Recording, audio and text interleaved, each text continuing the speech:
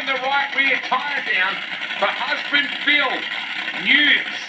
He must win this, and 18 mile an hour would be awfully handy as well to try and keep the runaway train. That is Damien who? Damien Harris. Number 3 in qualifying, the Canopy car, taking on the 3-time national champion in Top Fuel, Phil Reid. They need a good run here. It's been a troublesome played couple of events. They were so good in the middle of this championship. They need that luck to come back. Let's find out. No, it's not. Massive flame. Oh, Newbie as well. They banged that one hard as well for Newbie, but gee, Phil Reid, that thing exploded early. And the heat that came off there.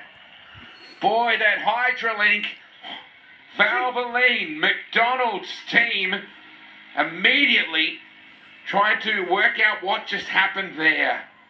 We are, less than 10 metres, maybe 20 metres from the start line. We felt that come through the glass in the commentary box.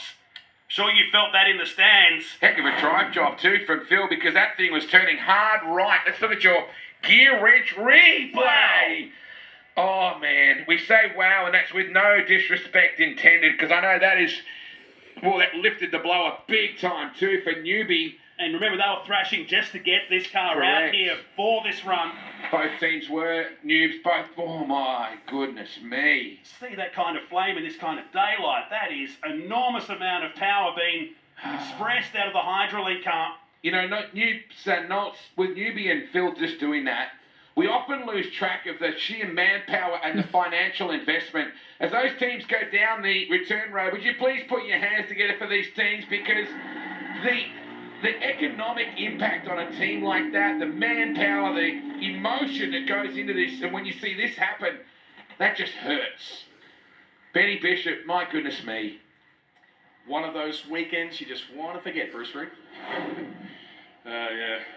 You have days where you wonder why you got out of bed, but, you know, it's, the car's doing weird things. Last run it was a $5 air fitting that stopped the clutch from activating, which meant it gets down to half track. It's got no load on it, and 85 gallons of fuel running through it with no clutch load, and you know the conrods go, hey, I'm out of here. So I don't know, that might have been a burst line or something. They don't normally blow up that quick. So. Yeah, it's hard for us as non-tuners to really relate to just what happened then. I mean, it was absolutely explosive, but how do you come back from it? How do we come back from it?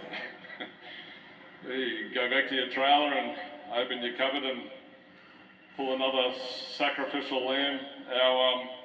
Our motors have been like lobsters in the Chinese restaurant lately. Every time I walk in the trailer, you can hear them backing up in the aquarium going, oh, here he comes. Yeah. So I'm just, yeah.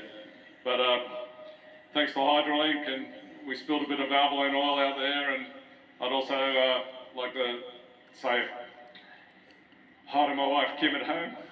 She's got that dreaded respiratory virus, so I hope you're feeling well, darling.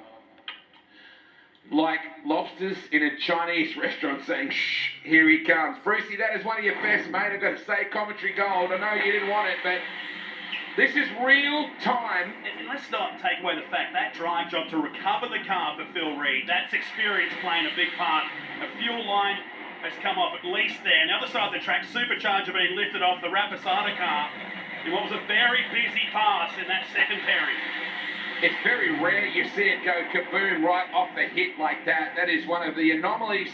But when you're dealing with so much combustion, you're dealing with so much energy.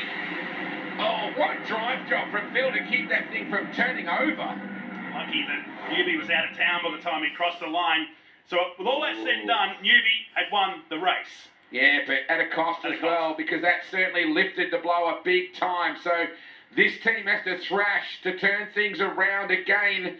What we do know is it'll be a Rapisada 8 final. We can predict that much. And that's kind of appropriate, the way these two drivers have battled within the same team. And bearing in mind, at one point this team fielded 4 cars. Remember that? We went to Sydney. They had a 4-car operation. Larry Dixon, I have to say that carefully in honour of my friend Bryony Ingerson, who scares me when I say that. And Shane Olive, who also wheeled for the Rapisada team as well. So much work to do. And the beautiful part about this sport, Nolts, the fans can go down and stand around and watch these remarkable men and women completely pull these cars apart and put them back together in a space of 2 hours. They'll be very busy camps, both Rapasada Autosport and Jim Reed Racing down there for Phil Reed's car.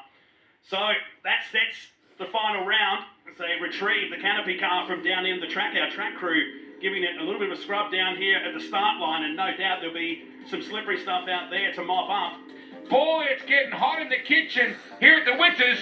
You better stick around.